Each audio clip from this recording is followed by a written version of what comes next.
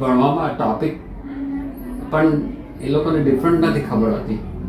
એ અત્યારે આમ ભેગું હા, પણ થોડુંક ભણવાનું એટલે બુક એક બાજુ રહી, જેમાંથી તમે ભણાવો તે એક બાજુ રહ્યું, પણ એ ટોપિક શેમાં એનું શું કહેવાય એ બ્રોડર ટોપિકમાં શેમાં એ કેટેગરાઇઝ છે તે ખબર પડવી જોઈએ થોડી ટાઈમે. આગળ જતા કારણ કે 8મામાં આવ્યું, 9મા 10મામાંથી તો એ લોકોને બધું આવતું હશે. અમે તો 10મામાં પણ અલગ અલગ ટોપિક્સ હતા.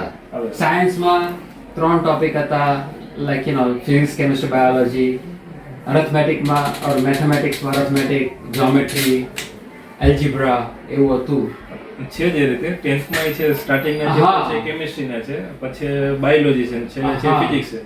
પણ એ તો અંદરથી ડિવાઇડ કરીને નથી આપતો, ઉપર લખીને ના ડિવાઇડ નહીં, પણ એટલે એવું ખાલી એક્સપોઝર કે આ તમે આ ભણો તારે એરિથમેટિક કહેવાય, જાણકારી બોલો. હા, તમે આ ભણો તારે એને આ કહેવાય, એવું હોય તો એ અવેરનેસ જરૂરી છે.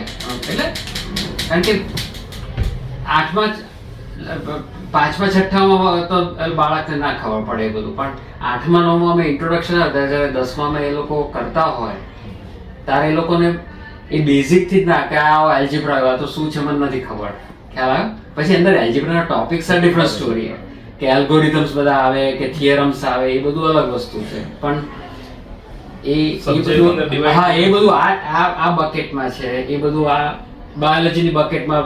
હું ઘણી વખત કહું કે આ તમારે આંખો એટલે આઈઝ એટલે બોડી પાર્ટ્સ ખબર તો હોય લોકો, પણ આ બાયોલોજીમાં આવે છે, તમે ડોક્ટર બનવું તો આ બધું શીખવું પડશે, તો કે અમને બાયોલોજી નથી આવડતું એવું કહી દે. લઈને બાયોલોજીની ખ્યાલ નથી. હા, બાયોલોજી સબ્જેક્ટ, એ લોકો બાયોલોજી એઝ સબ્જેક્ટ વિચારે છે. ભણે તો બાયોલોજી જ છે, એ બાયોલોજી જ છે. એટલે સબ્જેક્ટ હું એ જ કહું કે બુક ને સબ્જેક્ટ અલગ વસ્તુ છે, પણ જે ટોપિક્સ એમાં ક્લાસિફાય થાય છે, રાઈટ, એ અલગ. લાઈક આપણે કંઈક આ ઇલેક્ટ્રિસિટી ચાલે છે એવું સામાન્ય જ્ઞાન એ રીતના. પછી ઇલેક્ટ્રિસિટી પ્રોડ્યુસ, એ બધું આખું એનું અલગ વસ્તુ છે, રાઈટ.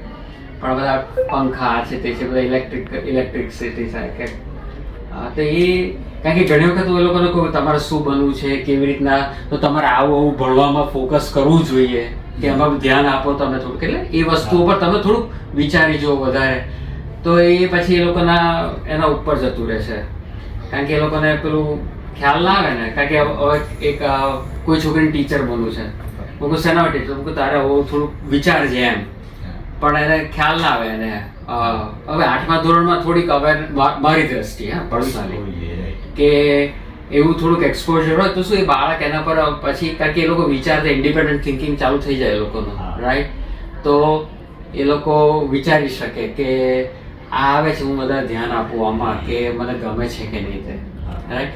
એક બે જણને ડૉક્ટર થવું છે તો તમે બાયોલોજી તમારે આપણે ચાલો આજે આ હાથનું કે પગ લાઈક બોડી પાર્ટ્સનું કહીએ કે ડાયજેસ્ટિવ સિસ્ટમનું તમને કહું તો એ લોકોને નહીં ખબર પડે. એટલે એ લોકોનું પછી ધ્યાન જતું રહે, એટલે પછી હું ના કરું આગળ. એ તો આપણે જોઈને ખ્યાલ આવી જાય કે હવે આ છોકરાઓને ખ્યાલ નથી આવતો.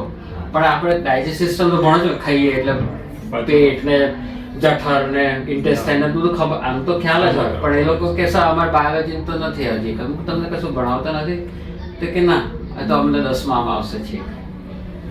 તે વખતે it's too late I think. કારણ કે પછી તે વખતે તો એક્ઝામ 10મામાં તો બહુ પેલું એક્ઝામ ફોકસ થઈ જાય ને. એટલે 8મા 9મામાં થોડું એક્સપોઝર હોય તે લોકોને ખબર પડે કે 10મામાં મારે શું કરવું, પછી 11મા 12મામાં કઈ સાઈડે જવું તે ઇન્ટરેસ્ટ. હા, એટલે કારણ કે તે વખતે પછી એ લોકોને મેથ્સ સિલેક્ટ કરવાનું હોય કે સાયન્સ સબ્જેક્ટ સિલેક્ટ કરવાનો કે કોમર્સ સબ્જેક્ટ સિલેક્ટ કરવાનો હોય, તારે તમે પૂછે ત્યારે એ લોકોને એક્સપોઝર હોય જ નહીં. એટલે પછી અહીંયા છે ને સંદીપભાઈ, આપણે કોઈને પૂછીએ ને 10મામાં ત્યારે આગળ શું કરવું, તો કે રિઝલ્ટ આવે ને પછી ખબર પડે. હા, અહીંયા નહીં, બીજે બધે પણ મારે એ જ વાત થાય છે છોકરાઓ સાથે. એને ક્લેરિટી હજી 10મામાં નથી, મારે આર્ટ્સ કરવું છે, કોમર્સ કરવું કે સાયન્સ કરવું. હા, પણ 11મામાં એ ઓલરેડી સિલેક્ટ થઈ જાય, ખોટામાં ઘૂસી ગયો હોય. હા, પણ એ કોના આધારે કરે છે, એ માર્કના આધારે કરે છે. હા, એટલે હું એમને એમ કહું કે ભાઈ તમે શું કામ તમારા 90 માર્ક હોય તો તમે સાયન્સ પસંદ કરો છો અને શું કામ તમે 45 માર્ક હોય તો આર્ટ્સ પસંદ કરો? હા. આવું હોવું ન જોઈએ. હા આવું ન બરાબર હોવું છે. જોઈએ. હા તે વખત તમારી તબિયત બગડી ગઈ તો 90 માંથી 45 આવી જાય કે તમે પ્રિપેર નતા કરી શક્યા. 45 વાળા એ સાયન્સમાં જઈ શકે અને 90 વાળા એ કોમર્સ Right. કરી શકે. આમાં Right. પણ એ આવી ક્લેરિટી નથી. હા એટલે હું એવી રીતના એટલું બધું આટલા ધોરણે ના વાત કરું પણ જસ્ટ કે ભાઈ તમારા કારણ કે છોકરાઓનું પૂછું શું શું તમારે થવું છે, પછી આપણે કોઈ કે મારે પોલીસ થવું છે તો પછી એને આમાં એવું કશું વચ્ચે વચ્ચે એવી વાતો કરીએ કે મારે ટીચર થવું છે કે મારે આ ડૉક્ટર થવું છે કે પેલી એકને મારા ક્લાસમાં એક છોકરી છે એને ડેરી કરવી છે કારણ કે એના પપ્પા બધું ભેંસોનું ગાય બધું છે ભરવાડ કે જે કંઈ તમે કહેતા હો. રબારી છે. રબારી છે. તો હું કહું કે ડેરી છે તારા પપ્પા તો આ કરે છે પણ ડેરી માટે આગળ આવું બધું હોય, આવું બધું તું જાણે તો તું ભરવાડ રબારી ના રહે, તું ડેરી ફાર્મર થાય. એટલે આગળ તારું તને ઇન્ટરેસ્ટ છે પણ એ તને આ નોલેજ છે પણ તું આટલું એડ કરે તો તું આ સ્તરે પહોંચી શકે, રાઈટ. પણ એ મારે અહીંયાથી અહીંયા એક તો ઓનલાઈન એટલે અમને થોડીક તો તકલીફ પડે એ લોકોને છોકરાઓને ઇન્ટરેસ્ટ રાખવામાં, પણ અહીંયાથી એને સમજાવવામાં આવું બધું કહું ને તો પછી જતું રહે મગજમાંથી એ લોકોને. એ સંદીપભાઈની વાત સાચી કે આ લોકોને 7મા 8માં ક્લેરિટી હોવી જોઈએ. હા કે ભાઈ કોમર્સમાં આવું છે, સાયન્સમાં આવું છે, ફિઝિક્સમાં આવું છે, બાયોલોજીમાં આવું છે. આવી ક્લેરિટી ટૂંકમાં એને 6ઠા 7મા 8માં હોવી જોઈએ. ક્લેરિટી નહીં આવે એ 10મા પણ તમે ઇન્ટ્રોડ્યુસ ચાલુ કરો તો 10મા સુધીમાં આવે ત્યાં સુધીમાં એને એટલીસ્ટ એ અમે કે ઇન્ફોર્મ ડિસિઝન લઈ શકે કે હું આ કરીશ તો મારે આગળ આ ભણવું પડશે ને હું આ બની શકીશ. તમારો આપણે જેવી રીતે કહીએ ને કે મારે અહીંયા આવતું તો મારે સૌરાષ્ટ્ર એક્સપ્રેસ લેવી કે આ લે લાઈક કયો પાથ છે, મારે ભાનવડ જવું છે પણ તો કે જે આપશે તે લઈ લઈશ એવું ના ચાલે, રાઈટ. પછી 4 દિવસે આવું, રાઈટ. એટલે કયા હવે સૌરાષ્ટ્ર એક્સપ્રેસ કદાચ આમ ના લઈએ આપણે પણ આના માટે મારા માટે બેસ્ટ હતી લેવાની, રાઈટ. તો એ ડિસિઝન કેવી રીતના લેવું તે આગળથી આપણે તપાસ કરી હોય તો જ્યારે સમય આવે ત્યારે ડિસિઝન લેવાય. એટલે 7મા 8મા અમે છોકરાઓ એટલે પેલું આપણે ઘડપણ કરવું પડે એ પ્રમાણે, પણ એ હું ઘણી વાર ટ્રાય કરું છોકરાઓને પણ એ નથી થતું એ લોકોથી. એટલે એ લોકોનું થિંકિંગ એ પ્રમાણે હજી કંઈક કહેવું હોય તો અમને હજી નથી આવતું એમ. એટલે સીધું બુકના એટલે પતી ગયું તો પૂર્ણ વિરામ જ થઈ જાય, આગળ એક્સપોઝર આગળ વાત નથી થતી. એ તમે સ્કૂલ સિવાય એટલે આ તમારું ભણવાના સિવાય જ્યારે તમારો એક્સ્ટ્રા ટાઈમ હોય ત્યારે તમે એ થોડુંક ઇન્ટ્રોડ્યુસ કરો ને તો એ થાય ને. એ પણ એક અમે ઓનલાઈન છોકરાઓને એવું આ ઇંગ્લિશ સિવાય પણ એવું આ રીતના ડેખાનું કીધું એવું દર મહિનામાં એક વખત અમુક છોકરાઓ તમારે જે 15-20 છોકરાઓ હોય કે ભાઈ પ્રોફેશનલી તમારે આ થવું હોય તો શું તમારે વિચારવું જોઈએ. લાઈક ડૉક્ટર થવું હોય તો આ બધું વિચારવું જોઈએ, બરાબર છે. હવે તમારે એન્જિનિયર થવું હોય તો બધું વિચારવું જોઈએ, તમારે બિઝનેસમેન થવું હોય તો બધું વિચારવું જોઈએ. એટલે એ લોકોને ખબર પડે કે હું કેમ ભણું છું આ વસ્તુ, કે હું કેમ નથી ભણતો. એટલે એ કારણ કે તમારી સ્કૂલમાં એ પેલું એવી રીતના તમે એન્વાયરમેન્ટ ક્રિએટ કરો છો એટલે આ પેલી બીજી સ્કૂલોમાં ના થાય કારણ કે એ તો તમને બુક જ ભણાવે છે, રાઈટ. કે આ અમારે તો 50% છોકરાઓના 90થી ઉપર માર્ક આવે એવી એ લોકોની મેઝરમેન્ટ છે. એટલે એ તો તમારા બુકમાંથી જે આવે ને માર્ક આવે એ લોકોનું એ જ છે ધ્યેય. અને 90% કેટલા માર્ક આવે તે નથી વિચારતા એ લોકો. તમારે છોકરાઓને આગળ લાઈફ માટે પ્રિપેર કરવા હોય તો આવી રીતના એટલે એ મારે તમને ટીચરો સાથે વાત કરી આજે એ વાત કરજો આપણે જ્યારે શિક્ષકો સાથે મળીએ ને ત્યારે અત્યારે તમે જે વાત મૂકી ને એ સમયે ચર્ચા કરજો. હા કે આપણે શિક્ષક તરીકે છોકરાઓને ભણાવીએ તો છે, એક તો આપણો એ શું કહેવાય જોબનું ડિસ્ક્રિપ્શન છે પણ સાથે એ લોકોને લાઈફ માટે પ્રિપેર કરવાના છે.